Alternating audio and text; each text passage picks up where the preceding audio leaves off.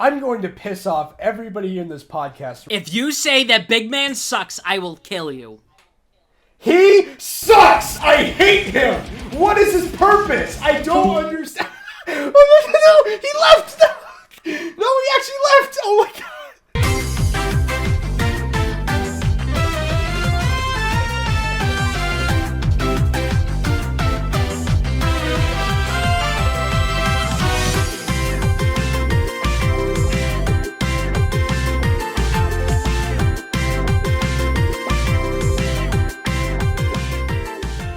Happy Wednesday, everybody, and welcome to the Wooper Watch. I'm Cyanize, and I'm joined by my co-host, Mr. Gengar. Hello, everybody. Hi. Hello, Mr. Gengar. It's so nice to see you today. How are you doing today, by the way? It's been a wild week, hasn't it?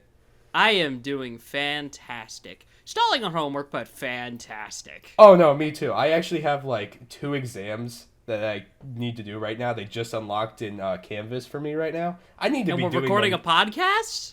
Yeah, we love doing everything except doing the things we're supposed to be doing. You know what? True. So, you want to run down the news first? Oh, yeah, no, I just wanted to ask how your day was. You know, I just wanted to make sure you were okay. I know. Trust me, I'm doing great, and I'll talk about why later in the news segment, but I figured you'd want to start this time. Okay. I'm just checking in on you, homie. You never know. If you're feeling bad, you can tell me. Yeah, I know. Just probably not on the podcast. Although, actually, before we get to the news, I just want to say a big thank you to everyone showing up and really supporting these, this new channel. Oh, yeah, definitely. This is being recorded, like, after the fact, so we've now, like, seen everything now, and we can now tell you that we did reveal it, and that we're so happy that you guys loved it so much. The channel trailer has 57 views. It's the channel trailer. The channel trailer. It's crazy. I mean, it's so weird, because at least for me, I never get more views than I do subscribers. I'm at, like, 1K, and I get, like, 100 per video. Man, it's so weird seeing this channel get more views than subs. It's crazy. Although, if I had to take a guess, it's probably because people click off the video, like, save their spot, come back, and I think it maybe counts as 2 views. Mayhaps. I don't know. That might be it, but hey, bigger number for me, so wahoo. You know what? Whatever the case, thank you guys so much for the support. It means the world to us. I was really expecting a bunch of people being like, oh, I have goldfish memory. I can't pay attention to this. I mean, to be fair, you make a lot shorter content than me, because, like, I will stream for 4 hours straight, and there will be people in chat the entire time. First of all, are you okay? I'm fine. No, but yeah, like, I know it's funny. I'm, making fun of those people, even though I make content to cater towards them. I just know it works. I'm not proud of it. I'd love to, like, make a lot of unedited, just straight-up gameplay, but I just know a lot of people can't handle that, so... Whatever works, my man. Yeah, that's a topic for another day. Anyway, news segment. Another day when we actually talk about YouTube things. Yeah, that's going to be a fun episode for real. That is going to be an episode, all right. That will be one heck of an episode. We might even have like 5 people here, because I just know there's so many people who want to talk about that. We're going to be doing this multiple times. And by the way, thank you to all the other YouTubers who've reached out to us to do episodes together. I promised you're on a list, but Cyan made me specifically say that we aren't doing any for the first month. We have to establish the brand. People need to know about these 2 little boys on the screen. I would not describe it as such, but... Okay, you know what I meant. I know what I mean. You mean what I meant. No, I mean what I mean. You know what? News segment. You mean what I mean. Oh, okay. I'm just gonna get on with the news.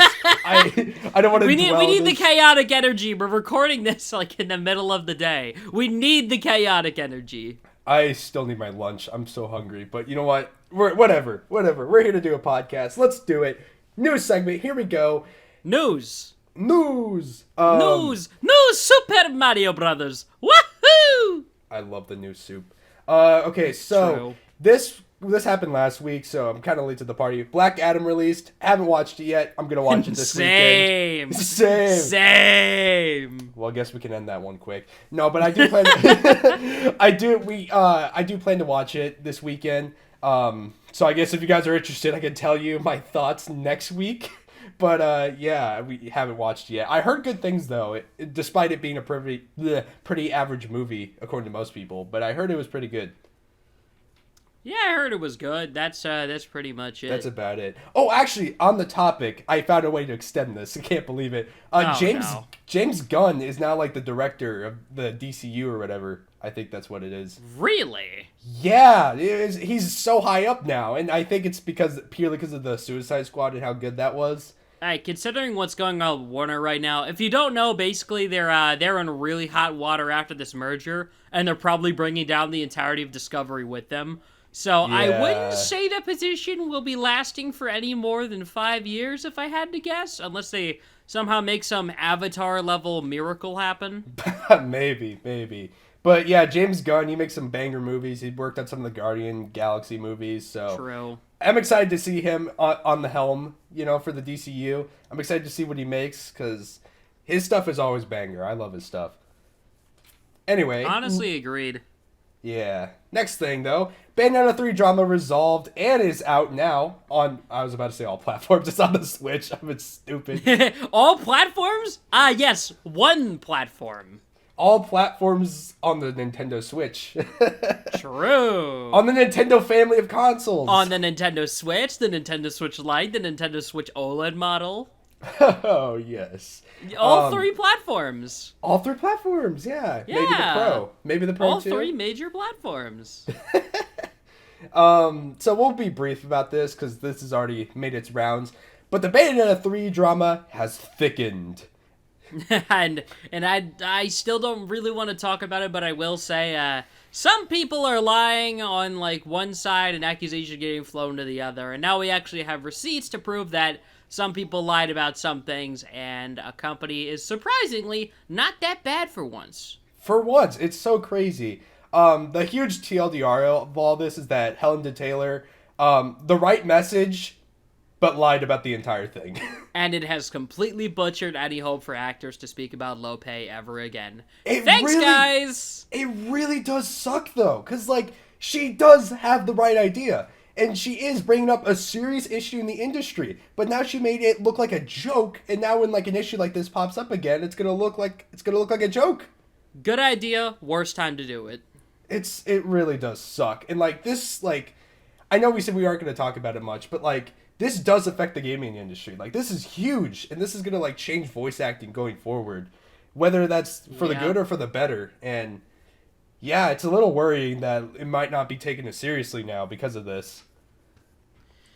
Yeah, and we just can only watch at this point as the fires burn. But seriously, though, if a voice actor actually starts talking about stuff and provides receipts, please listen to them. Yeah. Please give it a like. Definitely. And now she's just trying to tell people that, she's like, oh, you guys need to stop calling me a gold digger. You need to stop calling me this. A bunch of lies. Donate to charity. Continue to boycott. And then using 15 hashtags to get as much attention as possible. And it's just come on. It's pathetic, yeah. It's great message, bad timing, bad execution. Definitely. It sucks, but, what can you do? What can you do? Bayonetta 3 is out, though, and you can buy it on the Nintendo Switch, which you should. I haven't played it, and I don't have it, but...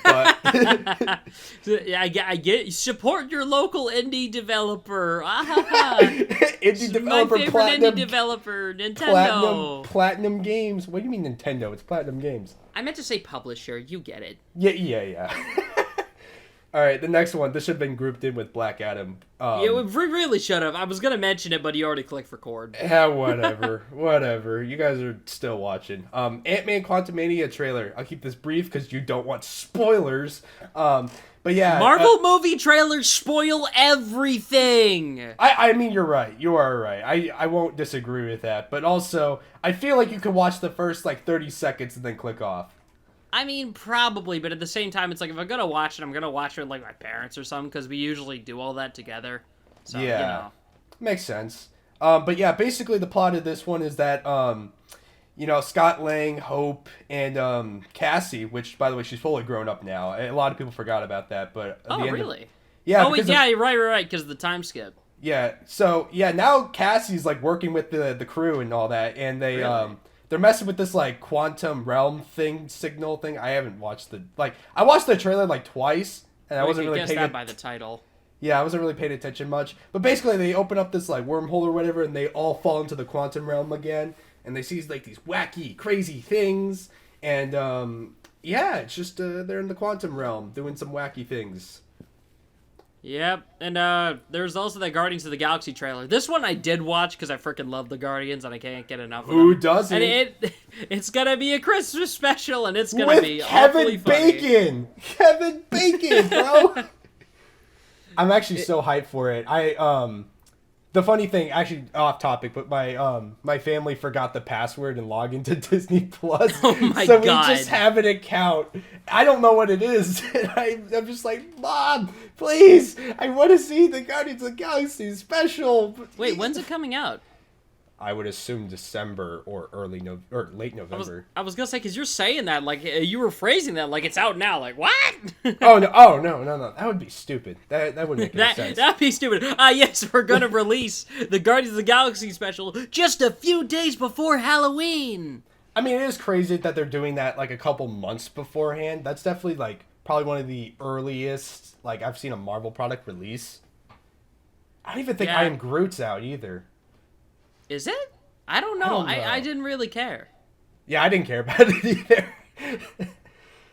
Yes, the series I Am Groot that introduces Kang the Conqueror and Oh wow, my God. I'm so terrified. Ooh. Imagine if they decided, spoilers for Loki, that they decided not to introduce Kang and Loki and they just brought him and Groot to scare everybody. That would be hysterical. That would have been so funny. They should have done that. That would have been so funny. All right, we're taking a hot minute on MCU stuff. You want to get moving over to the giant chunk of Pokemon everything? Okay, we have a lot of Pokemon stuff. Unova! Wait. That's next. That's next. You're skipping. I don't care. It needs to come first. Okay, fine. Okay. This will probably get its own episode because I love this game so much. It totally anybody is. says. But Pokemon Masters EX Unova Arc Data Mine. Holy shit! You know what, Mystic? You gotta say. I'm gonna freak out. I am about to spend all my gems on Cygnus Hilbert, and nobody can stop me. Dude, he has a Genesect. He has Genesect, and it can change types to match weakness. That is insane. Freaking out. He's a better Gladion. I can't believe it. I've seen people say that this was going to be, like, the gimmick for when they eventually add in, like, Arceus and Volo or something, but, like, oh my God. Oh. Yeah. Oh. Well, Genesect can only do the Technoblade drive types, but yeah. The Technoblade drive types? Yeah, he can only change based on those types. I think they're just called the Techno drives. Well, whatever they're called. I don't know if they're called. I don't know if they're called in Masters, but yeah, basically he can only do those like 5 types. Which is still pretty darn good, considering I know those are in like Champion Stadium pretty frequently. Definitely, yeah. But yeah, aside from Hilbert, we got Hilda and Victini. By the way, she's absolutely fucking busted. She gets +6 attack upon entering battle. Okay, listen, I know I'm like biggest Gen 5 stan of all time, but I know we're gonna get to N in a second, but can we please give alts to any other character? Where's my Bianca alt? Where's Nate? Skyla got one, that's a great start. But she has 2. She has 2. She doesn't need Wait, another Skyla one. has 2 alts? Yeah, she. The Christmas one, I forgot. She has the Christmas one. She won the one she got in February. It was like the half-year anniversary one. Right. I have the Tornadoes one. I don't have that one. I wish I got it. Though it is kind of messed up how they're giving zones to, like, the seasonal units and not, like, general pool stuff because of how useful they are. Like, I know Courtney gets it in the general pool, but why do I gotta wait for the next half anniversary to get Skyla for flying? Yeah, it sucks. It really does suck. You think like, Iris isn't coming down. Iris isn't coming back for exactly a year, and she has the only poison zone in the game, so... You would think they would want to give the zone moves to like most of the general pool characters, but no. Then we get characters like Hugh up here. By the way, if you're a normal striker, you're doomed to fail immediately because Hugh and Buffalot is coming in the game. No, as you know, normal's not super effective against anything, and in a game where you want to be super effective against whatever stage you're doing, he's useless, and it sucks because I love him. But like, I feel like if they make him good enough as an off type, which I severely doubt, I think he'll be maybe okay, but that's at best. The only thing you can do with normal type is make them attack or support because they can't do any damage. And they try to make him do damage with a 3-gauge head charge, and it just doesn't work. It doesn't work.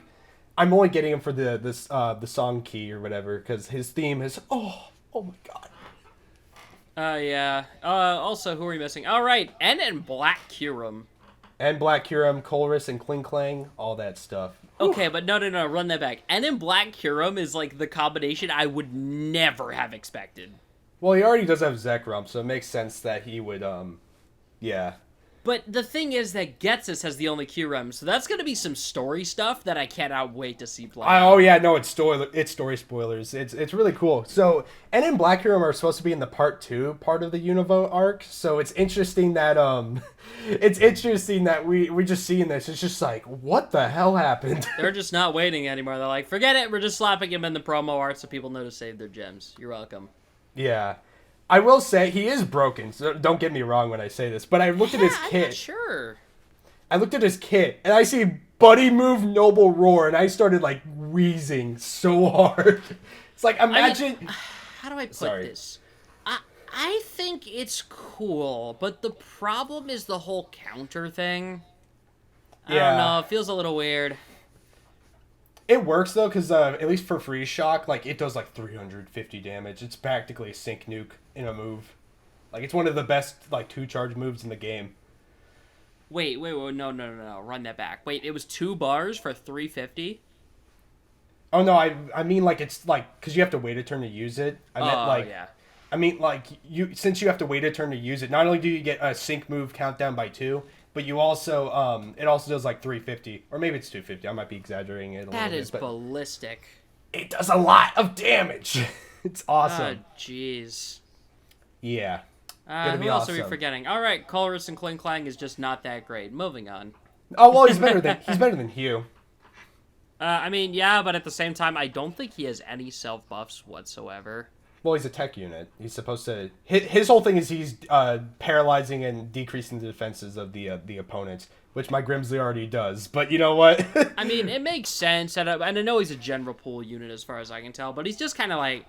He's okay. I wouldn't run him over a lot of other things. He's just kind of alright, I guess, if you need to do steel type.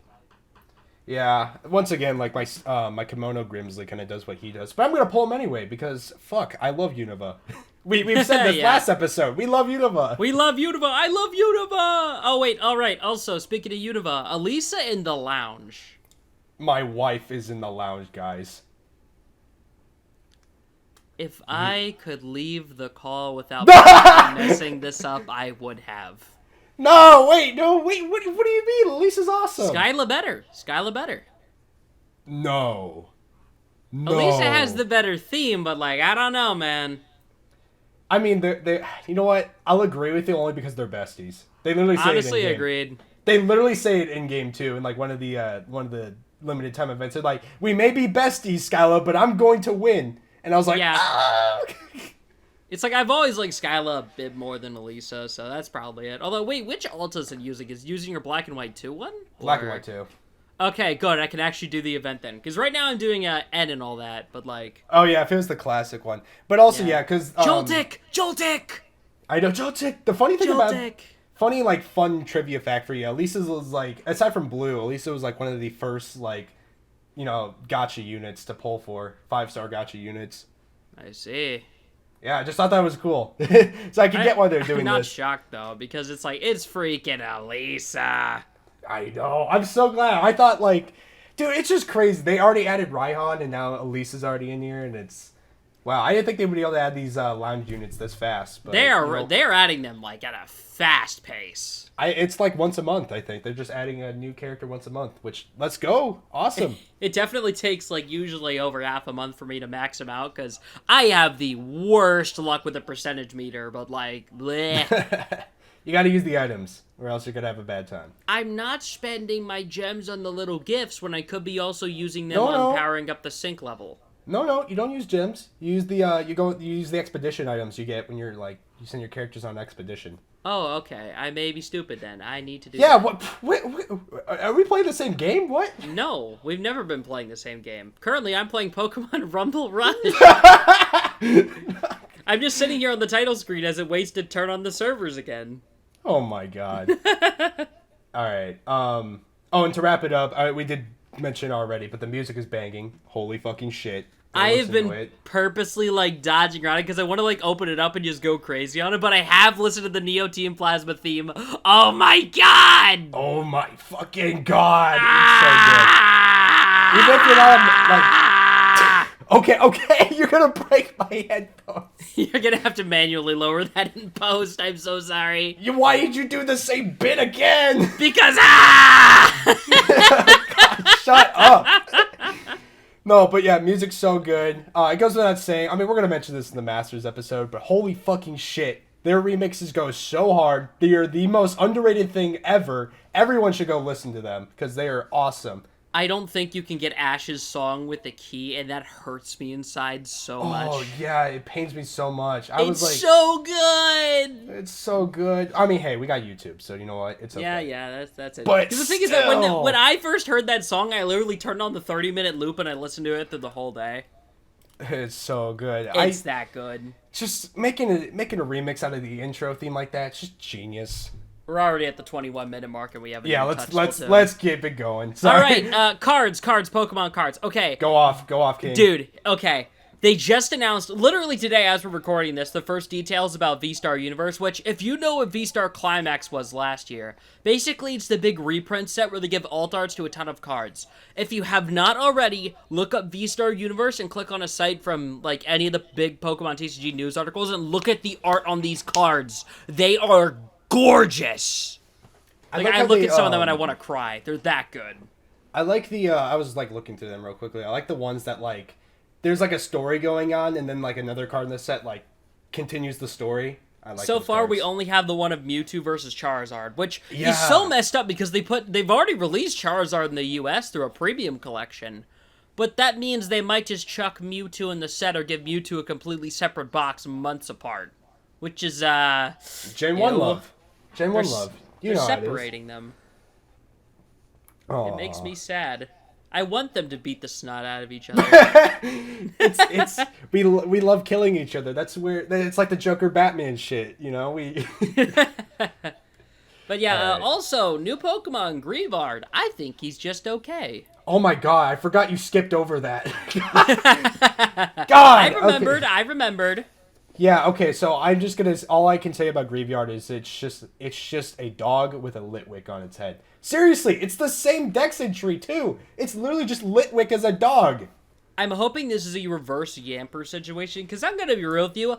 I did not like Boltund at first, but I really loved Yamper, so when it first evolved, I was like, well, that's disgusting. Over time, I've really grown to like Boltund a lot more, so what I'm hoping is that the evolution is so good, it kind of causes me to reverse like Greavard. Because as of right now, he's just kind of okay. There's nothing really sticking out like, I love you. It's like, he's a silly little ghost dog that kills people. That's it. Right? I do like Yamper a lot, and I'm also biased because Sonia is really broken in Masters. But, yep. Yamper is just awesome, and Boltund was just like, alright, it's kind of just Manectric. But, I entirely blame the TCG for making me love Boltund, because his original Pokemon V, before they replaced it with a terrible one and a just okay VMAX, was like, it was so fun to use. But, like, you know. Yeah. And then, yeah, like I said already, Greavard literally just looks like Litwick. I know not visually, but, like, it's literally how it works and how it, like... You know, oh my god, I just had a thought. It's Litwick's Fursona. What? I mean, that's... come on. It's just Litwick's Fursona. That's all it is. I think I'm going to leave too, actually. I think we're done here. Thank you guys so much for watching. Hey guys, thanks for watching. Wait, no, we didn't even talk about the anime yet. Oh, yeah. Crap, we got to finish the news. God, we're getting so off topic. All right, so... We're almost to the halfway point. Any Poke episode drop, going to keep this short because we've been going on forever. So, yeah, this was interesting. So, Mr. Rhyme gets knocked out by, not by Sirfetch'd, but Sirfetch'd does make some work at it.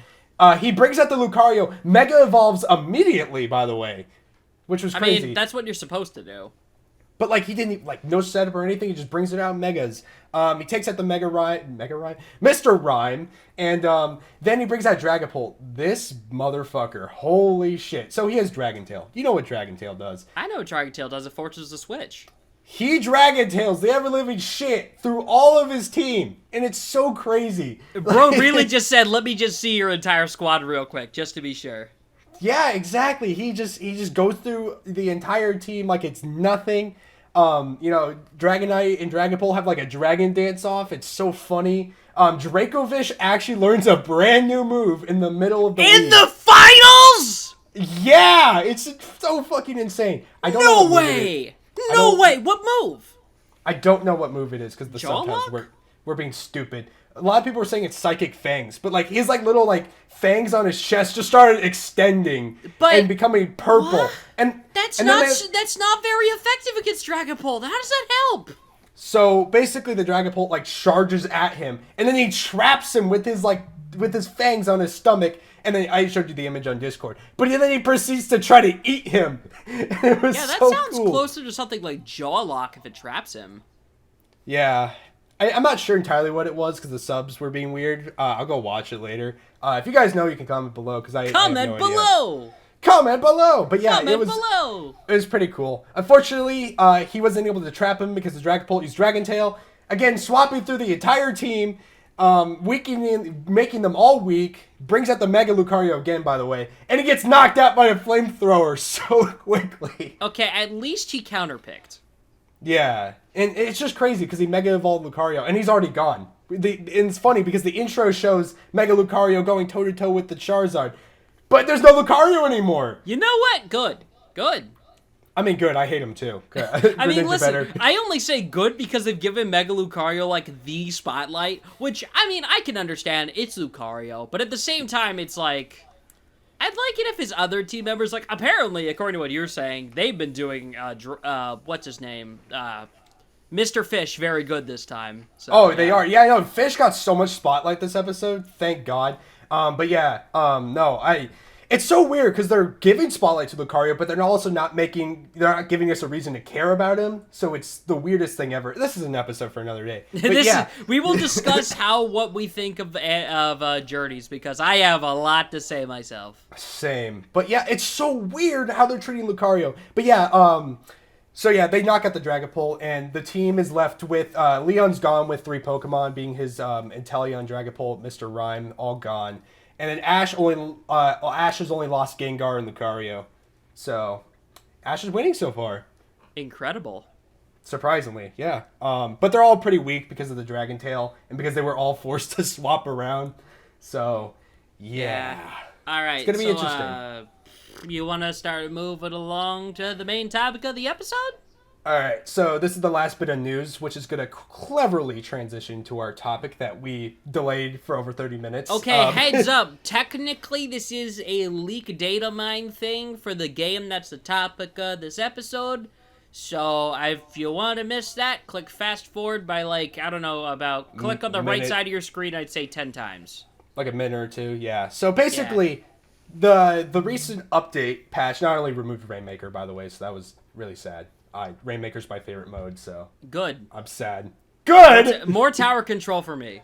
Okay, tower control's also pretty good. I will agree with you. Although I will say I have warmed up on Rainmaker a lot in this game anyway. At least for, like, because I mained Apple Dualies, right? Rainmaker's my favorite, and I could solo Rainmaker if I wanted to.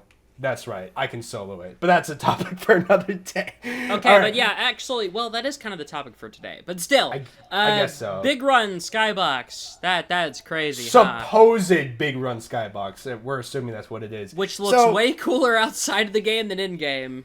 Yeah, the texture for it looks, oh my god, it looks so ominous and creepy. Like you said, it was like the light that burns the sky. Yeah, exactly. Kind of that is Necrozma's Z move, though. Yeah. But, the same kind of thing. Yeah, it looks so cool. It looks so awesome, and then you put it in a game and the lighting engine messes it up. Yeah, it's kind of like, bleh. It goes from, like, this is the crimson sky, you all will die, to, oh, it's orange now. Yeah. If you guys haven't been following Twitter, because there is no Splatfest this month, and the Splatfest is next month for the Pokemon Splatfest or whatever, people have been thinking Big Run is going to happen this month, right? Yeah, it was just like perfect timing, Salmonids are scary, so October, Halloween, and so it's just been this running joke of Big Run is real, guys, Big Run is real, it's going to happen, guys, Big Run, and it never happened.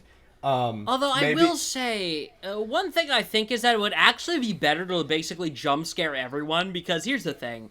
It's supposed to be an invasion, right? They're not going to announce the invasion date. So what if they literally just drop an update tomorrow, and like before this episode even comes out, and it's just like an emergency warning in Splatsville that until the end of the month it's big run time?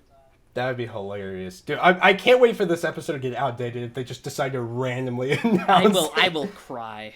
I will cry as well. But yeah, that's Salmon Run news. But now that we're on the topic of Splatoon, we can transition into the topic at hand. Splatoon, it's a funny franchise. I like it. Okay, I feel we should start with our history with the game. Do you want to go first or me? I was going to ask that, actually, yeah. How did we get into the video game known as Splatoon for the Nintendo family of systems? Okay, I feel like you should start with it, because I feel like you have a little more to this, I assume. Okay, alright, I shall start then. So, I was a dumb kid, you know, I just got the Wii U. A kid or a squid? A kid or a squid, Cyan? Answer. I was a kid, damn it! I was a kid! Sure? Are you sure, Mr. I have an amphibian avatar? Kid. I was a kid! Okay, go on. I was such low-hanging fruit. We had to get it out at the start. Yeah, if you know, you know. But yeah, so I was just playing Smash Brothers, you know, minding my own business. I go on YouTube. Surprisingly, Persona for Gaming came up. You all know who he is. But like, I see his final boss video. Normally, most people would be mad. I saw that final boss video, and I was like, what the fuck is this? This is the coolest thing ever. What is this music? It's so weird. I love it. Get me this game. And that's how my love with Splatoon started. I literally got the game because the final boss was the coolest thing ever to me. Really? Yeah. I saw DJ Octavio, I heard the Squid Sisters, and I was like, holy fucking shit. This game is so awesome. I need to play. That heavenly melody. Exactly. The melody is what got me. I'm probably hypnotized right now. That melody is what got me into becoming a Splatoon fan. It's Octavio's bait the entire time. Incredible. Oh my god. I can't believe it. I might actually be hypnotized by the Squid Sisters. Oh my god! Okay, although, I will say for me, it starts with the 3DS eShop. What the hell? Okay, this is like a very specific thing, but they actually used to put out trailers for Wii U games on the eShop. Oh, Same yeah, goes for 3DS games. So I actually found the Splatoon Direct, and I'm like, what even is this? And I remember seeing it's like, well, that's neat. And eventually I just kept seeing people talk about it occasionally. Like Nathaniel Bandy did that Splatoon 2 series or whatever. It's like, okay, that's goofy. We can talk about childhood YouTubers another day. But moving on from that, it was like, oh, this looks interesting. And when I finally got my Switch, I was like, I actually did not get Splatoon 2 until nearly like a year or two into its life cycle. I know a lot of people did start with Splatoon 2, so I totally makes sense. Yeah, I actually got it when it was like, I think $20 off on the eShop. Worst mistake of my life, by the way, because I had to re-download the full game, not just the updates every time I wanted to play it, because I usually download it, play it for a week straight, and then archive it. And I missed most of the Splatfest I'd even owned the game for. But the thing is, though, is like, I didn't even finish the single player. I didn't do Octo expansion, but I did play a good chunk of just the online modes. I'm not higher than like level 30 in that game. But I did enjoy myself, and that's why I eventually got around to Splatoon 3. Very nice, very nice. You should probably finish the single player. That's what. How can you live with yourself knowing you just like are at the final area and you just aren't done? I know I'm like at the final part of it, but the thing is that there's this one level with these bouncy platforms that I cannot beat. Bro, you just hold B. That's not what I mean. The thing is that you have to like jump between platforms and not get shot at the same time. It's like, it's ridiculous. I just couldn't beat it. Just don't get hit. Just no. Just don't get hit. It's harder than it sounds. Just don't get hit, bro. Come on. You realize for like the 100% completion, you have to beat every single level with every single weapon, which I did. Whoever said I was going to 100% complete it, I'm not insane to go back and 100% complete a game where all the rewards are in that game in a multiplayer online-based economy. I'm just saying, if you think it was hard with whatever weapon you were given with, the recommended weapon, just you wait if you attempt it with anything else. At least it's not a charger. Yeah. At least it's not a charger. I can play with chargers. It's Splatlings. Aside from the mini Splatling, but every other Splatling I just cannot use. Oh, no, the charge time. Ew. I'm just too aggressive to like play with the Splatling and sit in the back. This and is with ironic chargers, coming from a guy, specifically me, who plays heavy in TF2 most of the time. It's like, I cannot sit there with the revving. I can't do it. It's because the movement is too fast when you aren't revving. Yeah, you gotta run speed or else it's really weird. Blech. But yeah, now that we've talked about our introduction to the series, yeah, I guess, God, what should we talk about next? You want to start about, like, Splatoon 3 specifically and why we think it's so good? I guess so. It's the most recent. Let's work our way downwards, I guess. You know, that's a good idea. Single player first, or do you want to talk multiplayer first? Whatever you want to talk about, man. After all, Turna sucked. I'm kidding. The single player mode was fantastic. Stick player! Like, single player for Splatoon 3 is probably one of my favorite shooter... No, I'd say it's probably the favorite shooter game I've ever played. It's that fun. It is really fun. It took a lot of notes from Octo Expansion, which I personally think is still a little bit better. And that's just purely because this is like the in-game hero mode and not like DLC hero mode. They can't get as wacky. Yeah, it's not as wacky. It's a lot easier. So I don't mean to say that like difficulty makes things more memorable, but I just remember a lot more stages from Octo Expansion than I do Alterna, aside from like the Spider-Man stages. Those were like the hypest thing Those ever. were so good. Those were so hype. But yeah, like, the Alterna levels, I think I keep comparing it to Octo Expansion. That's probably why I don't like it as much. But like, if I'm just looking at it as its own thing, it's pretty damn good. And they learned what works with the Splatoon single player and they ran with it. And I applaud them for doing that because, yeah, it works. Having levels specialized to just specific weapon types instead of like, oh, it's just beat the stage with every weapon, I feel like makes the actual levels a lot more interesting because they can play to the specific specs. Right? Oh, it doubles... this one works better with only a Splatana, but if you were playing this with just a splatter shot, it'd be brain dead easy. Right? It doubles as to teach you how to play that weapon, even if you don't want to play it, but like, it teaches you how to not only play the weapon, but it also, gives you a different challenge. It makes the level the level can be designed around that weapon, and it's so genius. It's such a genius way to go about making levels and all that. It's like it's why platformers like Mario, when it comes to like designing levels around power ups and all that, it's like, it's what makes it so good. Yeah, the thing is that the reason I even picked up Octobrush is literally because I played it in the story mode. I was like, oh, this is fun. Exactly. It might tell you something that you may not know about yourself, It might it might awaken an inkling inside of you, It might awaken something. It finally did it. It awakened the splashdown inside of me. Put that shit in the multiplayer, Nintendo. What the heck are you doing? Listen, I know that, the whole Reef Shark thing or whatever is definitely a direct upgrade. But at the same time, I think it'd be funny if you at least gave the Splattershot hero replica thing its actual kit from the game. Why does that not have nice. Splashdown? And why does it have Suction Bombs, the one type it can't use? Well, in the previous game, I think it also had Suction Bombs. Well, yeah, but it literally can't use them because little buddy. So it's like, you might as well just give it, like, the actual bomb or something that actually works.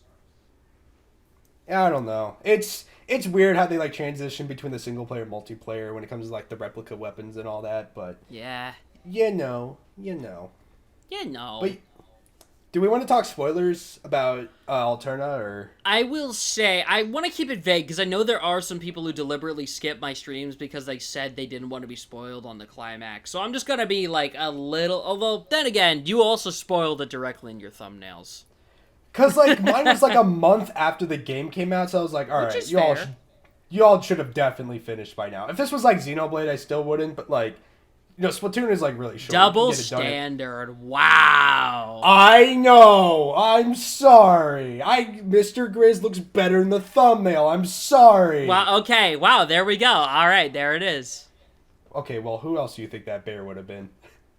I mean, I was just gonna say in the podcast specifically. Way to go, Bucko. Hey, I'm not telling you what he does. I'm just saying who it is. Yeah, but his design. It was like I don't know what it would have been other than what it was, but I also kind of wanted something a little more subversive, which I will say, making him entirely goop or whatever, that was cool. That was cool. I feel like an idiot for being like, what? This is Mr. Grizz? Wasn't he a rock statue? I'm an idiot for not realizing that. I can't believe you actually thought that. When you DM me saying you were confused after the climax, saying, I thought he was a rock statue, I genuinely put my head in a pillow for like 3 minutes before responding. I forgot it was a radio. It didn't make sense to me until They're all you mentioned that. pre-recorded messages. It didn't come to me. I was like, what the hell? How is this big bear running salmon run? We never saw him.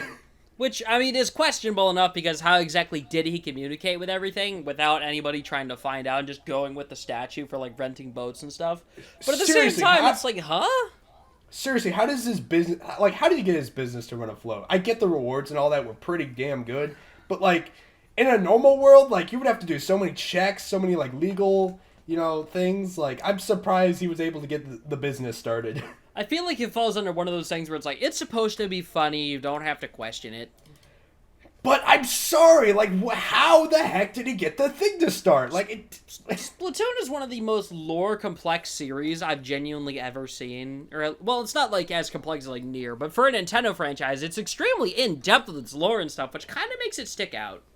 Exactly. That's why it's like, that's what makes it more jarring, when you have such a, like, I know it's crazy, Splatoon has lore, it's, a lot of people don't think they would play it casually, but it has some really deep lore, and that's why we're covering it, really. Which, by the way, if you want to learn more about it, I'd highly recommend basically watching, like, a Splatoon iceberg or something so you get all the important details you need, and then just going and playing through Splatoon 3 story mode.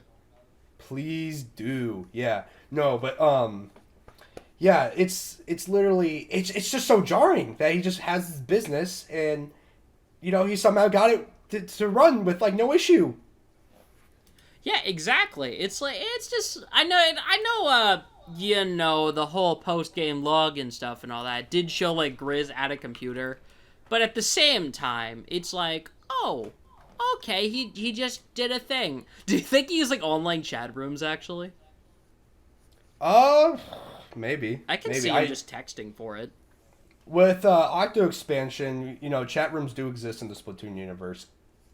Yeah, I can see that. I can see that. Definitely, yeah. Because keep in mind, the thing is that Splatoon supposedly runs parallel with our real world. As far as I can tell, it's like basically this is the climactic event X years apart. So yeah, that's why it's like, for example, us from the future. Yeah, Splatoon 1, I'm pretty sure, was still set in like 2015 or something. And so it had all the technology and trends from like 2015, like idol culture and stuff. And now you see it now, I guess, where you could say like the whole thing where people are calling for like less regulation. As far as I can tell, it's kind of like I know this is a bit political, but you can slightly see it kind of a little bit. Actually, that's a perfect topic. Now that you mentioned it, I was talking with Fluid the other day, dude. I don't care what you felt during the Chaos versus Order Splatfest. Order should have won purely for the aesthetic and the stages we would have gotten in Splatoon 3. I'm sorry. I hate the aesthetic for Chaos. I just don't think it works. I think Order has so many cooler things you could do with it. The technology and, like, military and, like, just some, like, high... But swords, Cyan! But swords! You could have still added swords. Just make them look, like, fancy and stuff. Here's the thing, though. With Chaos vs. Order, I did pick Team Chaos. I hate you. But the reason why I picked Team Chaos is because I thought we'd have a lot more extreme stuff to it. Because here's the thing. It felt like they're kind of holding back a touch. Like, After Alterna, for example, did not feel like something that would have won if Chaos won. No, I agree with you 100%. Like, that's definitely the reason why I don't like the Chaos theme in this game, because they're just not doing anything with it. And that's why I'm just like, hey, we should have gotten Order, because they would have had more, like, creative potential with that. Like, stuff like Mincemeat Metalworks is like, okay, that's a good touch. I like where we're going with this. But, like, we should have gotten, like, a mini car that spawns instead of, like, a Surfshark thing. Surfshark VPN, our sponsor, but still. Please sponsor us. Please. Please, for the love of God. Give us money. No, please don't. Please. No, please do. Please do. You don't have to. You don't have to. But yeah. We're just two guys talking. What I was saying is that it needed a bit more to it. Like, I feel like, how do I put this? You know how in Splatoon 1 to 2, how they banned those original weapons because they were supposedly too dangerous? What I know, wanted them to do was to retroactively make them more dangerous. It's so funny how there's a lore reason to just be like, oh, they were just too chaotic back then. Yeah, and the reason some of the old ones are back and now was because they made them, like, smaller. It's now one concentrated killer whale. It's a few tiny ones. Right? Like, where the fuck is the Kraken? Nothing screams chaos without the Kraken. Well, I mean, to be fair, it is literally, like, injecting you with... how do I put this? Chemical X? Yeah, sure, let's go with that. And then just, like, getting you, like, buffed out like Bane. So, I mean, that should have been back. That's very chaotic. Yeah, dude, I miss the Kraken. Like, when I think Splatoon specials, I think Killer Whale, Kraken, Splashdown. I think all three of those. Really. Yeah, exactly. I just like Kraken a lot. I don't know, man. I will say, though, Booyah Bomb is probably the funniest special of all time. You summon a Kamehameha with the power of Kamehameha, it's called a Spirit Bomb. Or whatever, It's a different thing. I don't either, and I know this. I'm sorry, okay? Dragon Ball experts, tell us in the comments, is it the same thing or not? But regardless... I wasn't saying it was! I'm just saying that it's funny. It's very silly. It definitely is funny. I'm glad they brought it back, because it was at the very end of, like, Splatoon 2, and it didn't get enough time to shine, so I'm glad it's brought back. Same for the Ultra Stamp. I genuinely didn't use it before, and while it's not perfect, I will say it's still a very fun special to use. Definitely. It did get some buffs, and got a lot of fixes, so... I haven't used it yet, but yeah, thank God, because if for those of you who saw my first, like, Splatoon 3 video I posted on my channel, there was this one bit where I literally hit this guy, and then he goes under it, and behind me, and I was like, what the fuck? I literally hit you. Up. I was so pissed. Like, it's so stupid. There were so many stupid bugs with the Stomper, but I'm glad it's kind of fixed now. The thing is, how do I put this? I wanted more stuff like the Ultra Stamp. Things that are so insane that it just kind of works. I know I said I wanted like a small car or whatever instead of like the shark, but the shark is still a cool thing. Like, that's sick. It's pretty cool. So I was just kind of hoping they went a little more over the top with it, but overall it was a little toned down and I kind of regret picking Chaos. But at the same time, I also kind of love the whole desert aesthetic. I just feel like it wasn't used enough. So hopefully they do more with that in the whole story mode, too. I definitely didn't like that they literally advertised it. And, like, I was kind of annoyed that some YouTubers I saw were just like, oh, I thought this was going to be, like, an open world, like, sort of... I'm like, dude, it's a shooter. I was going to say, what did you expect? No, but, like, there were some people who were, like, mad that, like, that wasn't the entire game. And I'm like, what kind of game were you thinking we were going to play? But I do agree that the aesthetic should have been around more. Like, that is such a crazy way to introduce the game. Seeing an Eiffel Tower upside down in the pit. That is crazy. Yeah, they should have kept that and, like, actually used that kind of area, like what we had for the start of the story mode, as the whole story mode. Definitely, I agree. And add, like, a more insane gimmick to it rather than feeling... Because you can tell by the design of After Alterna that the devs were really planning on Order winning. Yeah. They were, like, all in on Order winning that. It sucks, but oh well, what can you do? Maybe when we get the next Splatfest of, I don't know, what would would we just pick between all three idols, or I wonder what that could be. I mean, I feel like it's not going to be another pick an idol, but I do think the last Splatfest is going to be something that determines 4. Of course, I mean, why wouldn't here's it be? the thing. What they've already done so far is they've set a, how do I put this? They've already done your location, and they've already done, like, a person, so it's like, who, what? What if the last one is, like, your when?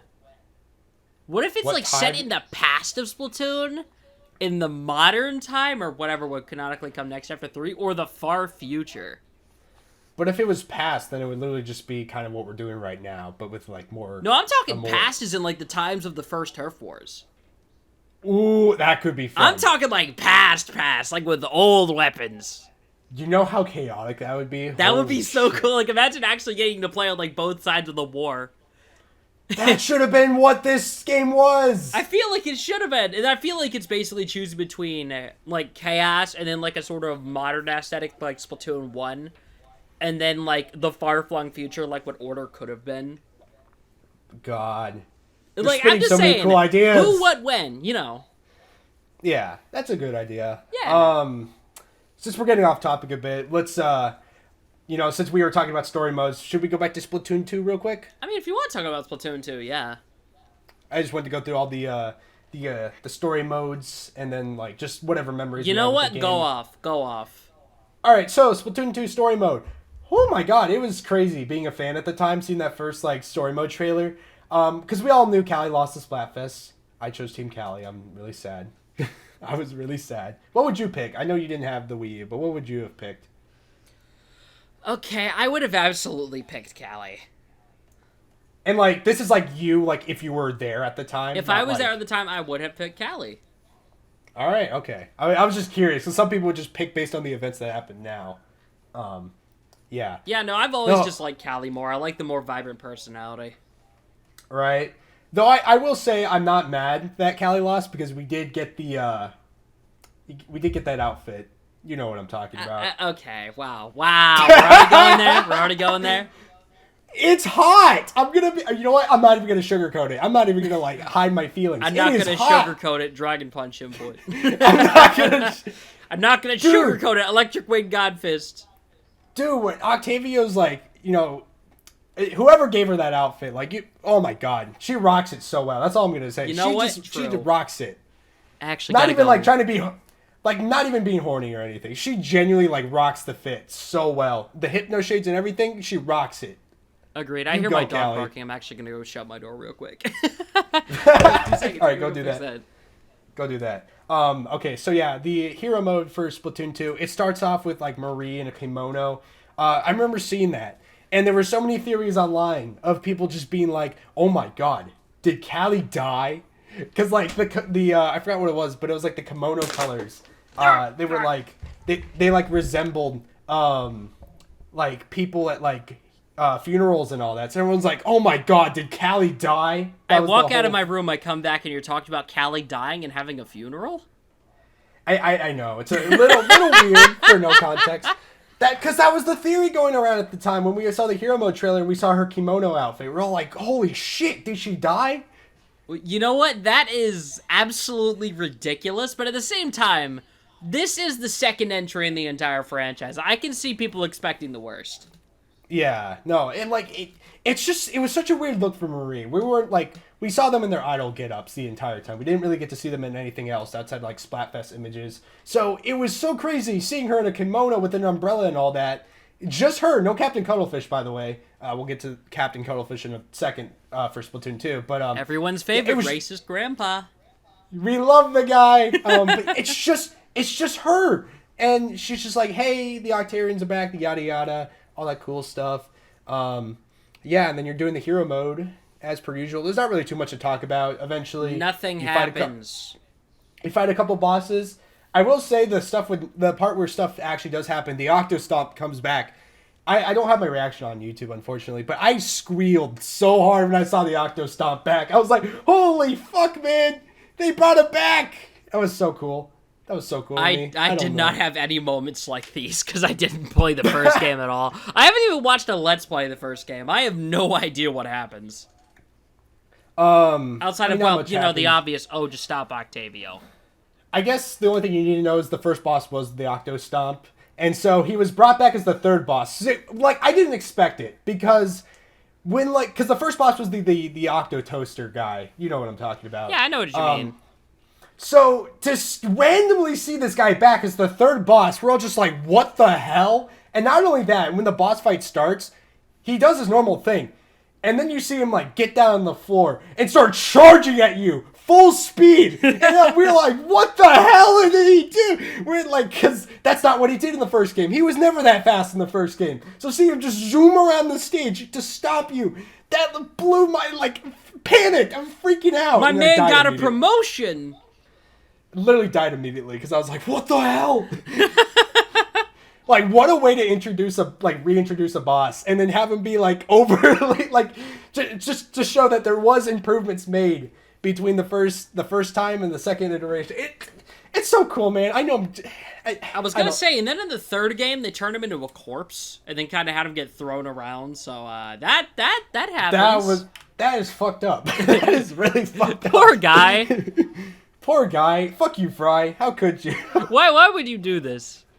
Why would you kill my buddy Octo Stomp? And then he gets the, like, 3 faces during the fight, and I was like, oh, God. Oh, he's like, good heavens. He's like looking at you with 3 faces, and it's the most terrifying thing ever. And he has a tinfoil like coat around his body, and God, what a way to make him so freaking cool. And yeah, and then obviously you fight DJ Octavio. Callie's under possession, and then DJ Octavio's doing a collab with Callie. I know I'm talking about Final Boss here. We didn't talk about it with Splatoon 3. Some of y'all haven't finished Splatoon 3, so I'm talking about Splatoon 2. As if we didn't already give away everything. We didn't talk about the final boss entirely. Yeah, maybe. We just said who it was. But yeah, no, they just do a freaking collab. And by the way, DJ Octavio and Callie, like in terms of the music, they work so well together. The funny lore thing about it is that like Callie's vocals are like they're pretty much in the entirety of the Splatoon 2 single player songs. So you hear these like weird reversed vocals and you don't know what it's from. I know this because the music of Splatoon is wonderful. It's like the fact that there's an entire separate iceberg for just Splatoon music speaks volumes higher than the actual volume I have my speaker set to. Yeah, definitely. It's a whole hour-long length video about just its music, which you should all watch. Go watch it. I'm too lazy to link it, on screen, but maybe if we remember, it'll be in the description. Just Google it. It's not too hard to find. Yeah, go do that. Then you fight them, of course. Then Marie comes in, freaking charger in hand, snipes her, cuts the hypno shades off, and hits her with like low tide ink or something. Some stupid BS like that. I have no idea how that works. But yeah, it was really cool. And I have to say, like, I'm going to stop talking about the fight and just like get to the end bit of it. In terms of like cinematics and all that, like, it doesn't beat the first game, but like, it does hold its own candle. It like the Rainmaker though. That like blew my mind. I was like, holy shit, Sheldon! I did not actually see the final boss until long after Splatoon's Octo expansion came out. But when I eventually saw it, I was like, wow, that is awesome. It's a real shame I didn't ever get to this part of the game. Yeah. We might mention this later, but like, I didn't like Splatoon 3's final boss that much. It's not bad. Don't get me wrong. If we're talking like final bosses in Nintendo games, it is far from bad. It is not bad at all. In terms of Splatoon bosses, though, I didn't like it that much because it just didn't feel as like cinematic and like, it didn't get the chills for me. Splatoon 1 and Splatoon 2's final bosses, oh my god, dude. I felt like I was like saving the world there. And same with Octo Expansion. The second half was wonderful, even though it changed up the control scheme and all that. But like, yeah. I don't know, the first half of the boss I feel was almost meant to be more creepy with the music. Right. Like, oh yeah, you're everybody's about to die. Good luck. Like, gameplay-wise, it's fine, but, like, in terms of, like, just the cinematic and making you feel, like, hyped and excited, it just doesn't do it for me, even with the Calamari Incantation 3 mix. Good song, don't get me wrong. Which they cut Octavio out of the concert! Oh, yeah, the concert that happened. They did put Octavio on the concert! That was his mix! He does not get any love! That was my man's mix! He had the freaking GarageBand open the entire time making that song as they went! And he gets nothing at the concert with his song? It doesn't make any fucking sense. Okay, like, real quickly, any musicians out there, if you want to confirm for me, go ahead. How the fuck can you remix something live? I don't get it. But the only person I know who could do it is Octavio. And he did that 3 mix with 3 people from Deep Cut, 2 people from Squid Sisters, and then his own vocals. The only thing I can think of is that they were just, what I think of is that I think they were singing the song and then he was adding in instruments as they went, probably using the original track or something. Either that or he made it ahead of time. Which, I mean, come on, Octavio. It's okay to admit that you're actually cool with the Squids now. It's okay, dude, whatever buddy. the fuck he did, whatever the hell he did, I don't care. It's still the most impressive thing to me ever. And then seeing him get no credit, like you call this the 3 mix, and then you only include 2 of them? Come on! The title still works because it's like the 3rd mix of it, but at the same time, it's like, you know what you did. You know. I want everybody here to like boycott Splatoon. I'm kidding. I'm kidding. But we do all need to go to Nintendo Twitter and be like, give Octavio the respect he deserves. I know, right? Gosh. I know. It's so sad. Give Octavio his credit.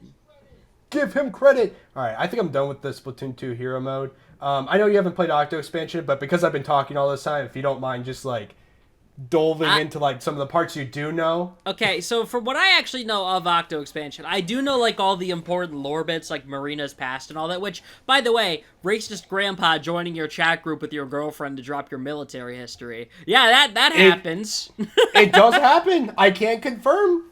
It does in fact happen, and also the final boss with like Ebb and Flow, Fly Octo Fly. Oh my god. Oh, dude. I have not played the campaign, but I feel like I've listened to this song for as long as it would have taken to beat it. It's so good. Like, by the way, I love Off the Hook in general. They are fantastic. There's a reason they're on the thumbnail. Yeah, exactly. The thing is, like... we both love them. The thing is, I think Deep Cut, I think they have some good songs, but it's not topping the absolute highs of Ebb and Flow. You can't top it. It just will not. I also feel bad for Deep Cut. Because, sure, as cool as the 3-mix was, they don't have their own version of the Calamari incantation, you know? Like, Off the Hook has Fly Octo Fly. What does Deep Cut have for their, like, big cinematic, like, upbeat, you know, song? What do they have? Yeah, I feel like they kind of got done a little dirty by being phased in as, like, the villains during the story mode, so they didn't really get their moment without the Squid Sisters like, Off the Hook did. But I feel like, I would say I feel like they're going to remedy that in the next thing or whatever. But at the same time, it's like, we already know that Off the Hook is going to be in the DLC. They literally confirmed that. And they're in story scrolls in the main mode. So it's kind of like, I hope they do get their moment. I know there's some people who say they love Deep Cut because of the single player. I don't think it was enough. I think we need some more. Because I'm just not feeling it yet. I mean, it's probably because they're still brand new. And I gotta say, Yeah, that's probably it. It's just that they're brand new or whatever. They don't have all their songs publicly released yet and all that. And they haven't had, like, their big moment or whatever. But I do think that the ending of 3 story mode where they were just talking with you the whole time was a step in the right direction. It definitely was, yeah. But it also just sucks they don't have that cinematic, like, Calamari incantation of their own. And they and for the Splatfest, they only have 2 themes and not 3 like Off the Hook does. So really? The Off the Hook had 3? They had Ebb and Flow, Muck Warfare, and Acid Hughes. Oh, you're right. I forgot about the center. Ebb and Flow is like the main one. Ebb and Flow goes so hard, I can't, dude. It does. But, like, yeah, Deep Cut doesn't have their own version of that. Also, not to mention that Off the Hook comes into Splatoon and 3 with easily the best song in the soundtrack, and it's not even their game. I know, right? They're just collabing. It's crazy. Candy Coated Rocks, the second you get past the whole chicken sounding start, whatever, it is easily the best song in the game. By far. You know, the hypest thing about Splatfest was hearing Marina and Pearl's vocals. So now that we get to hear that on a regular now for Splatoon 3, it has made battles that much more fun for me. Yeah, literally no contest. For real. It's just like, you just show whatever it's like, you just started hearing the music, it's like, yep, this is it, Luigi! This is it!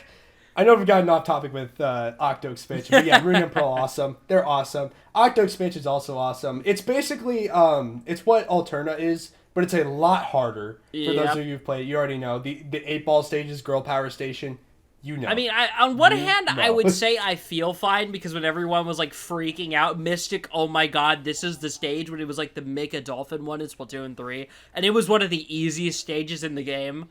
I feel a little too confident, but after Alterna knocked me back to square one, so...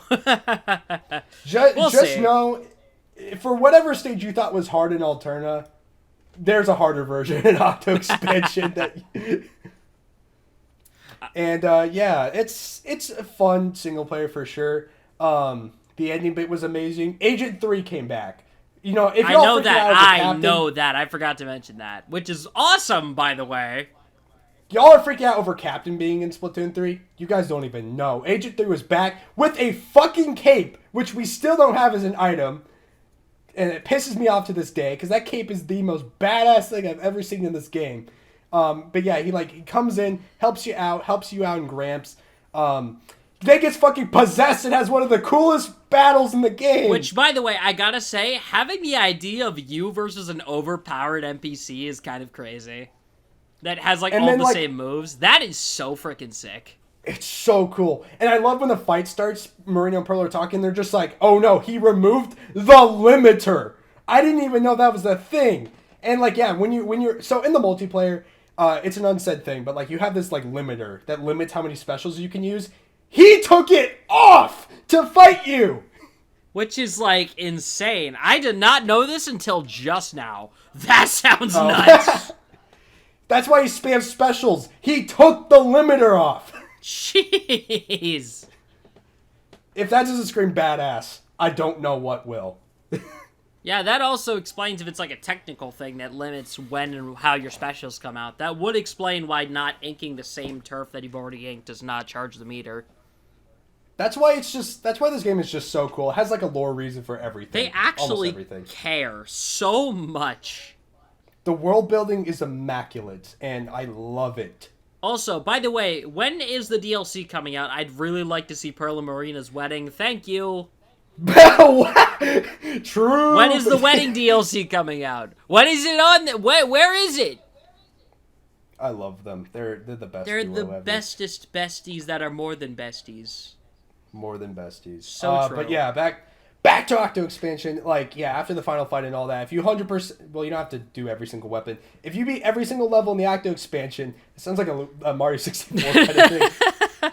You beat every single level in the Octo Expansion, then you beat it again with every single weapon, then you run around the metro station 500 times. Then you gotta go back. Then you gotta go to the surface, and during the fight with what's his name, Tartar, you gotta get onto his left shoulder and look directly at the sun, and fire 3 shots upward. Only then will you hear the sound of the locker open. And then you go against the Super Boss, and it's Agent 3 again, but this time he has smoked at least 6 lines of crack. For real. So the funny thing about this is like your inner Agent 3.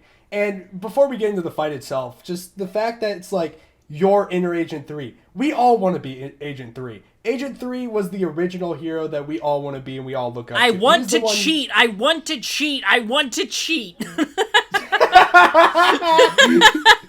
I want to cheat. I want to cheat so badly. Let me do 6 splashdowns. Please. But yeah, just it's so cool because like Agent 8 wants to be Agent 3. Agent 8 like looks up to 3. And it's so awesome and I love it so much. And so the whole fight is just like it's just an internal battle in his or her head of just being like, "Oh man, I want to be you. I want to surpass you. I want to be as good as you." And like it's just kind of my interpretation at the very least. But I mean, yeah, it's so cool in that sense. And then you get to the fight itself. He's spamming specials. He dodge rolls all the fucking time. Auto bombs, which if this fight doesn't prove to you how auto bombs were like the most broken sub in Splatoon 2, I don't know what will. Yeah. Whew. Nut stuff. Because the thing is, if Splatoon does anything right, presentation! Presentation! Presentation! Exactly. I feel that like Alterna lacked the presentation aspect just a little bit. The final boss was one heck of a spectacle, but at the same time, it felt like a lot of after Alterna, which I guess you could say the Chaos theme, it did feel a bit like empty and kind of slapped together at times.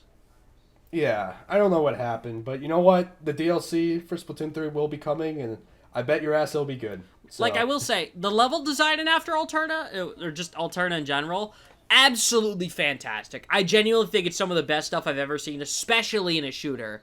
But at the same time, it's like, you could have done a bit better. Just in terms of the actual theming of the area. Because, like, it feels so disconnected. It does. It's weird. I don't know. I feel like there's a good video out there that explains it, but, like, I just don't know. I feel weird about it. It's like, I get exactly where you're coming from. It's like everyone nominated Chaos. Everything around you is all dark and gritty and brown. And you go down there and it's basically, your color scheme is white, blue, and orange. So, yeah. That's a bit of a sharp shift. A little bit, yeah. But yeah, no, it's fun though. I can take it because we got Octo Expansion and all that, and Octo Expansion is amazing. I know there's like no reason to get Splatoon 2 at this point, but if it's on discount and you see it for like $20, probably won't happen for a long time. But if you do, it would probably be a good time to try it out. And also, by the way, if you already have the Nintendo Switch Online expansion pack, if I recall correctly, Octo Expansion is free. You get it for free. Yeah. You do Which, get it for to free. be fair, so it's it a works pretty out sharp perfectly. increase, but if you're already paying for that, you might as well just go get a used copy for like $20 and do yourself a favor and play it. Definitely. And, you know, if you aren't going to do any of those, YouTube. YouTube. Easiest way. You need to catch up with the lore before you finish 3, buddy. Come on. Oh, yeah. Yeah, Which, yeah, of by the course. way, speaking of the DLC, before I say what I think, because I feel like it's going to majorly bias what you say, I want to know what you think. What do you think the DLC is going to be? Specifically antagonist-wise. Dude, that's impossible. I don't know if I could say that. But, like, I can definitely say who's going to be involved for sure. We're going to definitely see 4. We're going to see 8. We're going to basically see everything from Splatoon 2 in there. I hope so. Because, like, where the fuck is 4? Where is 4? For real. Where is 4? Yeah, exactly. And for those of you who don't know Agent 4, he or she was the protagonist of Splatoon 2. Also my personal favorite. Weren't playing as their... Like, I feel it's weird to say that 4 is my favorite. But at the same time, there is a little bit of lore, like... Okay, I know I'm not a guy that headcanons things outwardly or whatever, but I think 4 is ADHD, judging by the whole thing on the website where it's like, oh, they had no idea who Marie was because they were so engrossed in their studies. Like, I see you. I know who you are. I understand you. Yeah, it sucks. We have to, like, kind of nibble at, like, the little personality that they gave us. My headcanon is that she's just, like, very chaotic. I mean, that's the whole point. She was on the chaotic side. Yeah. But we just see her, biggest smile ever, just, like, happy to causing chaos. And, I don't personally, I don't personally vibe with that energy. I can see the personality oozing from that artwork that we're just not going to get because she's... Yeah. In the Forgotten One. Yeah, exactly. So I definitely think 8's going to show up, but I feel that's hope a guarantee. 4 also shows up. That's definitely a guarantee. There's no way 8's just not going to be there. She's definitely going to have a really cool outfit, though. It's not going to be as revealing. Oh my god, wait, can she have 3's old cape? Oh my god. Oh, that would be cool. Imagine even including, like, the hair clip from the locker, too. That'd be funny. Dude, you're onto something. I'm onto something! Oh my god, if she has the cape, bro. Oh my god. And then, like... Dude, I don't mean to, like, put in shipping into this, but, like... Oh, man. H8's, like, literally 3's biggest fan, bro. I feel that is a bit of a... I would not consider that a ship of choice. But I do think... I hope all of the agents get more character development. Like, 3 has gotten so much in Splatoon 3 alone... Now that we actually have dialogue, at least through Marie, and a singular booyah. And the booyah! But I hope they give a lot more character development, because, like, Agent 8 got elected the memories, but 4 got nothing. It's so crazy, because there was a time when we were all just like, what the hell's with 3?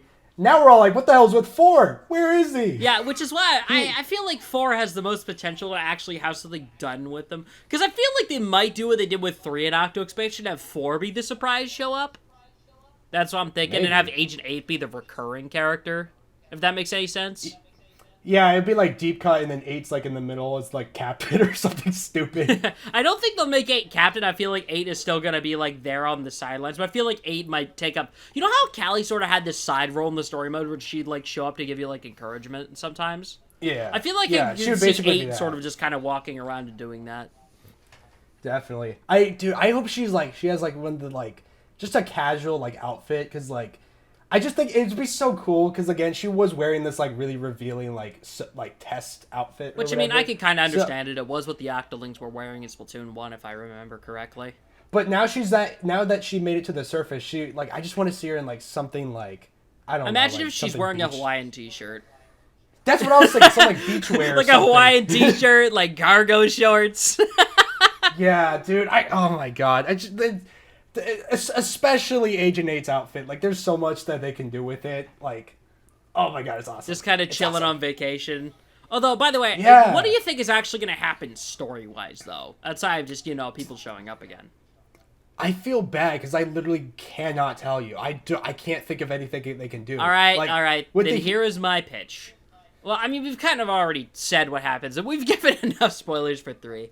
So I will say, the whole thing with the final boss going down in space feels like a huge hint. Like, we've already had, it's the humans for the last 3, 4-ish games or whatever, and they've said the whole thing where it's like, okay, this is the end of the saga. So what I'm thinking is that the next threat is definitely going to be extraterrestrial, and if I had to place a bet, it's going to be the buddies. From the beta.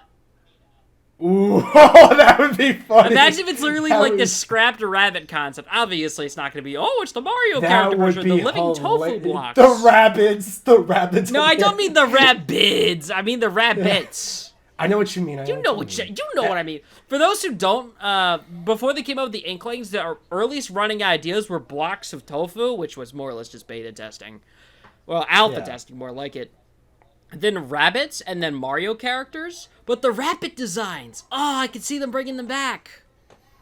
They would that would be such a cool alien way to, like, rabbits, dude. And imagine if that was actually the idea for the order mode, where they could bring in all the order stuff that was kind of cut from base Oh my version. God, that would be a perfect way to balance it out. A space civilization on a giant UFO. Although I'm pretty sure they've already done a lot of UFO stuff for the Salmonids. But you get the idea. Yeah.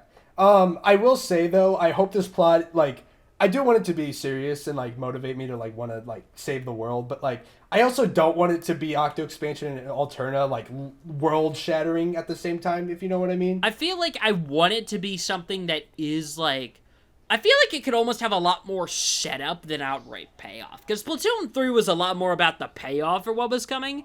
So I think if we got more of a like build up with this DLC, I think it would be a lot more interesting. Definitely something where like the journey is not the journey is the reward, not the destination. Like just something where it's just like something like that. Yeah, kinda. Yeah. Just a little more meat on the bones. Just a little more. Yeah. I wish I could give you ideas, because I like have no idea where they could go with it. All we know is Marina and Pearl's going to be in it. I feel like one of the biggest downfalls I would specifically say with Splatoon 3 was kind of some of the delivery, because the thing is that the story always came in these specific chunks, and I guess you could chalk this up to Splatoon 2 as well. But the thing is, the fact that you could do all the levels in a specific order, I think is actually a detriment. The fact that you can just do it in like any order, like you can do either 5 or 6 in whatever order you like. I'm pretty sure you just have to beat all the deep cut bosses to then move on to the final boss. Yeah. But the problem, though, here is that I think if they actually did so it was more linear, bigger set pieces instead of test rooms, and then you come back later to get things, I feel it could be a lot more interesting of a way to actually deliver the story. No, I agree. Like they did take the best parts of Octo Expansion, but they also like took some bits from the Splatoon 2 single player. And for like it worked with Octavio because there wasn't like much going on.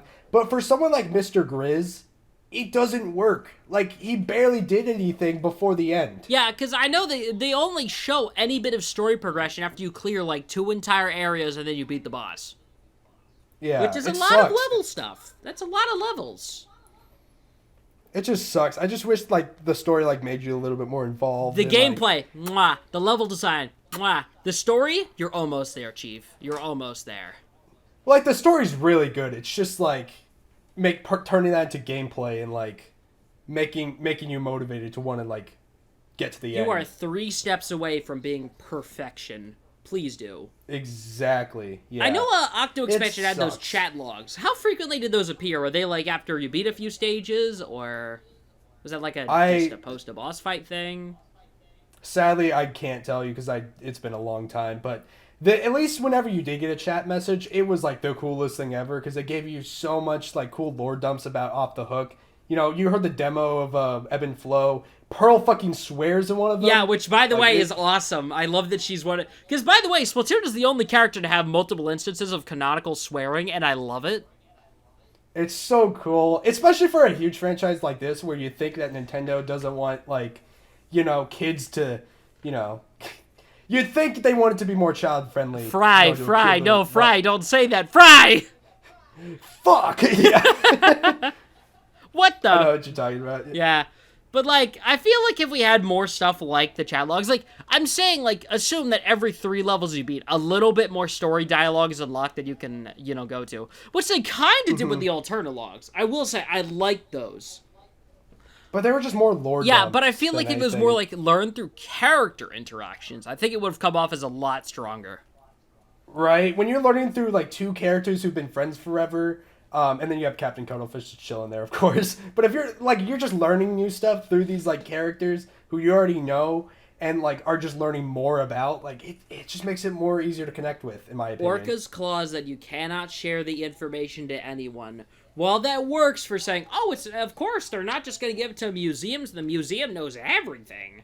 No, the difference is that we can't, because how do I put this? I feel like if you're going through the Alterna logs and as you scroll through, you see like little chat messages pop up from Callie or Marie or something, like, that's kind of disturbing. Squid Jesus or something like that would give it a lot more personality. I agree wholeheartedly. I also don't mean to like stop us, but like, yeah, we didn't talk about Splatoon 1. We'll keep it brief though, because there's not much to I talk didn't about. play it. Go off, my good chum. All right, so I'm gonna be real. I don't even remember that much aside from the final boss. Because at least you're the trying. weird thing is, it's because it's funny. Aside from like Octostomp, there isn't really much memorable about Splatoon 1's campaign. Which is, I can't even complain too much because it only got better from there. Yeah. So it's not the worst part. It was the first time they ever did a single player. There was like sunken scrolls hitting throughout the map, and they showed us some really funny things, like the how like you're supposed to like play, like give motion to a Wii Pro controller by like rubber banding a Wii remote under a Pro controller. Okay, that's pretty funny. Yeah, it showed some like really funny bits, and then it showed like a dead human skull. Scott the Wise. They fossilized Scott the Wise. Yeah. I'd say like, yeah, the best part of Splatoon 1 single player would have been the sunken scrolls, and then obviously the final fight. That final fight is really cool, and it only gets better as the games go on when it recontextualizes that situation, when we learn that Marina was in the audience of that fight, and because of the Calamari incantation, she was free from the control. That heavenly melody! Literally, and then she got to like, become an idol for the for Off the Hook, and that fight definitely did a lot of things, and it was so cool. It's not better than Splatoon 2's fight, but like, oh man, it goes through like all the mechanics introduced in the campaign and puts them all together as you're like chasing down Octavio through the entirety of this. I actually don't even know what it is. It looks more like Kinda. It's weird. Because, like, if you go in the game's files, that whole thing is just a skybox, and then tentacles are just floating in space. Which is so weird, because I just want to point out real quick that almost everything in Splatoon has a lore explanation, except for whatever's in the kettles or whatever's inside the doors and stuff. It makes no sense. I gotta agree. And, like, you go to any other stage in, like, Splatoon, like, the campaigns, and, like, they'll look fine. You go to the final boss, and, like, that room just doesn't make sense. I'm gonna be real. I don't get how it works. I don't know if you're in space or what. Like, I can't tell. Well, we know it's not space because it's technically underground. But it's so weird because when you enter the fight to the kettle, you're on a UFO and then you fly upwards. So I don't get how the heck it works. The only way I can think of them possibly explaining the kettles is saying it's a pocket dimension. But at the same time, it's like, that raises more questions than answers. Actually, not really, because Shifty Station was also kind of a pocket dimension that Marina created. I mean, wait, what? I'm sorry? Oh, you don't know? It's a pocket dimension? So, Octavio and, like, the Octarians, they created these, like, little, like, pocket dimension rooms or whatever. Don't you mean, like, the underground bubbles? Yeah, kind of. And, like, if you look at the skybox in any of those levels and you see it's kind of weird and fake and all that, that's because it's, like, a bunch of TV screens and, like, monitors and all that. Well, that's not a pocket dimension. You know what I mean? It's a different thing. It's a big room, and that's Marina basically used that same technology when it came to creating the Shifty Stations. That is not a small void of infinite space. You know what I mean? No, that's not what you mean. Different thing. Basically, they make big ass rooms, and they make it look like it's like a real like giant like outside place when it's not. Yeah, that much makes sense. And Marino also did that when it came to Shifty Stations. But it's not a pocket dimension. What I'm saying is basically small voids of infinite space. If they actually had access to that, they could reasonably generate infinite power within there, which means the Octarians should not have an energy crisis. So what I'm saying is that pocket dimensions cannot be what are inside the kettles. I just used it as a funny way to describe, like, the giant, like, level that you're in. There is a floating GameCube. Where is that from? It's just a funny reference. It is an mister. unfossilized GameCube. How did that get here? You know? It's a funny I need reference, an explanation. I need lore. It's a reference. Take it as that. It should be a rock, friends. A rock. A rock, friends. The GameCube becomes the rock. I mean, it's fossilized. It shouldn't be a reference. It should be a rock, friends. See, the joke is that it's fossilized. You're hilarious. I'm man. so funny. Can we get some likes on this video and some scribbers? God. Yeah. Anyway, that's kind of all I have to say about that's all I have to say about the single player for Splatoon 1. I guess now if we want to talk about just like any lore, like any like characters we like a lot, or like multiplayer moments. I will say though, in terms of the actual gameplay in Splatoon 3, I gotta say, one thing I appreciate is that everything feels faster now. It does. I agree. The respawn timer. Thank you. It's so awesome. It's just a bit faster. It's just a bit faster, but it was exactly what it needed. Definitely. I'm gonna be real. Like, I still hold this today. Splatoon 3 still feels like it could have added a little bit more content to justify it being a whole new game. But I can't deny that everything being so much faster, whether it be the menus, respawn. Oh, sorry, burped. I can't deny it being faster with like menus, loading into things. Worth the $60 alone. Dude, it's just like I didn't notice it until I went back to Splatoon 2 and I realized, wow, everything is faster. It is so fast. Well, it's not bad. It's not like terrible, unforgiving Sonic 06 loading times, but it's still really good. And it definitely makes the experience a lot better. I don't know if it like justifies the whole game for me, but it definitely doesn't make me feel as bad for buying it. Yeah. And though I will say, part of the problems with it being faster is now you have the Splatcast. So I will say, I feel like part of the reason a lot of people don't like Deep Cut as much is because you can just skip their dialogue. That is true. I will say that's just a side effect of everything, but overall I still think it was a worthy change just to make it easier. That is a good point now that you mentioned it. I never read their dialogue anymore. Yeah, exactly. Like, I'll typically read it if I see, like, a new stage or something, but they haven't added anything of interest as of late, so I haven't really been checking it. I know people will be pissed off, but I bet a good way to alleviate this is every time you log into the game, you have to see the first time. But if you're in the game, like, if like, the news hits any more than that, like, while you're in game, then it'll just default to Splatcast. I mean, I feel like that, I guess, maybe, possibly, potentially. I know it would piss everybody off. It's a problem you can't necessarily fix without slowing down the game. Yeah, I get why people are annoyed about it, but like you also bring up a good point that like, yeah, we can't get connected to them as well if we don't see the news every day. Because like I saw all of Off the Hook's flavor text because I can't exactly skip it. But at the same time, we got the memes out of it and everything. But then again, I also didn't care about Deep Cut as much to actually sit down and read it at all. So yeah. It sucks. I think they were dealt an unjust hand. Also, like, I will say, you just came after the biggest direct improvement possible. So, like, Yeah. It's weird. You guys, here's if you made it this far in the podcast, tell me how you would balance it out so we could get more attached to Deep Cut's character while also, making it seamless and making everything fast and beneficial gameplay-wise. I feel like if you just didn't have Callie Marie during the story mode, it was just Deep Cut helping you, that would have been a lot. But at the same time, then we wouldn't get Awesome Agent 3 moment number 65. So number 65. Dude, I bet like there's so many cool moments. You could probably make a good like top 15 cool moments from Agent 3. I feel like it'd be nice if in Splatoon 4 we just got Deep Cut. Instead of like, Squid Sisters are back being the idols again or something. Or at least doing idol things or whatever. And then it's just kind of Deep Cut taking over from Boss Marie, Definitely. Okay.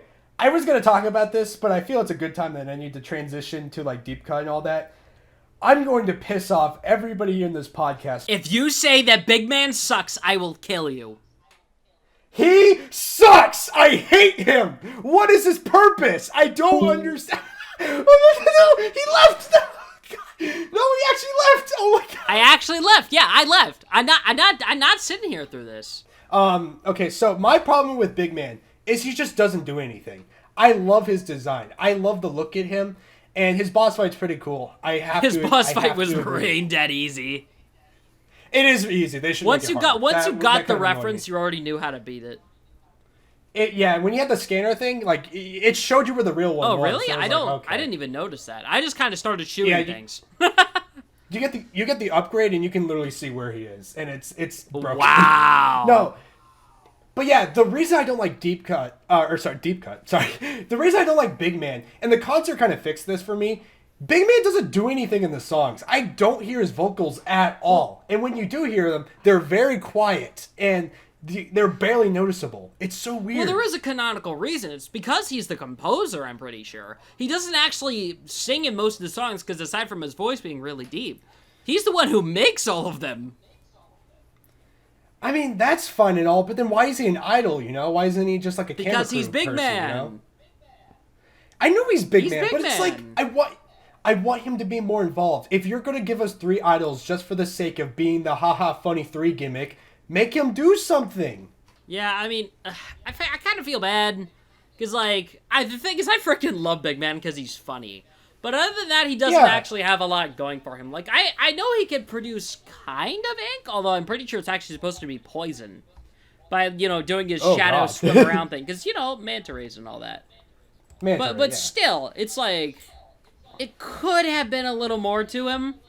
But at the same time, I feel like the real kind of issue I have is, like, Fry and Shiver. Like, the thing is, I don't think their designs are just as pop out as the previous ones. It's so weird. I don't know how to describe it. It feels like they're intentionally toned down. I'm starting to like Shiver. I'm starting to like her, and that's because there's this like artist on Twitter who like draws her in a certain way, and I just love personally, for me, Fry has grown on me a lot through the last Splatfest. Maybe it's because I'm actually fighting on her team now, but still. Yeah. Dude, and like I'm actually gonna rant real quickly, not about her, but like I remember I said my opinions on Fry, and everyone's like, "You can't say anything bad about Fry. It's culture. How dare you say mean things about culture?" Which I'm pretty sure people deconfirmed wasn't actually entirely related. So it's like, I get it's culture, but you can still make things look good while referencing the culture. I make fun of Brazilians a lot, but you don't see me making fun of Big Man. Exactly. It still is a joke, but just to be clear, I'm not xenophobic. Please don't cancel me. Like, I'm over the forehead, all right? I'm over it, okay? But what the fuck are those eyelashes? What the hell are her pants? What is going on? I don't understand. I don't know. I like her personality a lot. She actually reminds me a bit of like Callie in a way, because she's a lot more hyperactive. But at the same thing, I do like her personality a lot. I agree. The design is one of those things that looks a lot better in motion when she's actually dancing and stuff. Like especially on top of the Octostomp, which goes for a lot of designs.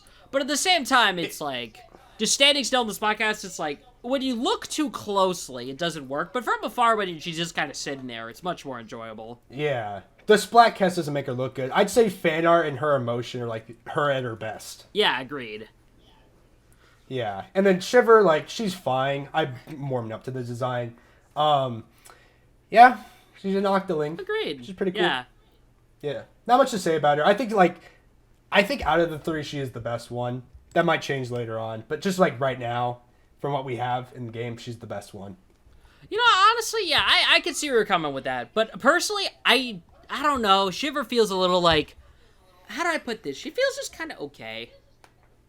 That's the most I can say. They're all okay. I feel like Big Man and Fry, but like Big Man was always kind of funny. And Fry has grown on me a lot, so we'll see when Shiver doesn't pick the grass type.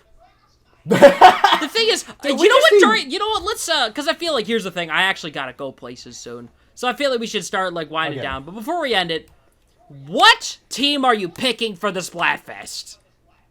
I can't decide. I'm gonna be real. It's tough. It's between water and grass. I was actually gonna pick grass.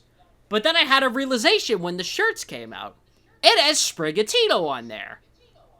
Most of my favorite starters are grass types, but I do not like the cat. I don't know what it is about that cat. I do not like Sprigatito. So I'm not picking for the Sprigatito team. So I'm probably going to end up with Fire. It's so weird. But, like, that's in, like, Japan, though. I still don't know what it's based on. Because in America, they're just like, oh, it's just based on type. But everywhere else, it's like, oh, it's based on the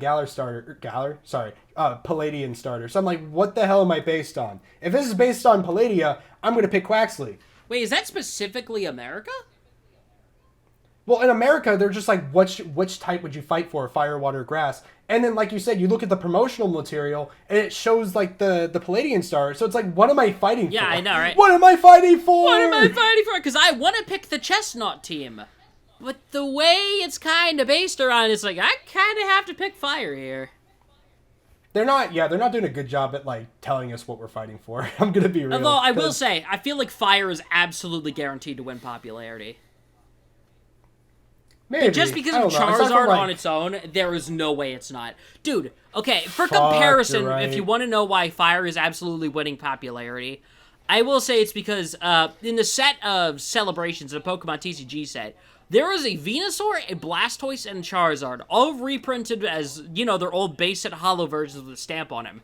There seems to be the exact same amount of copies made of all three of these cards with about the same pull rate and rarity.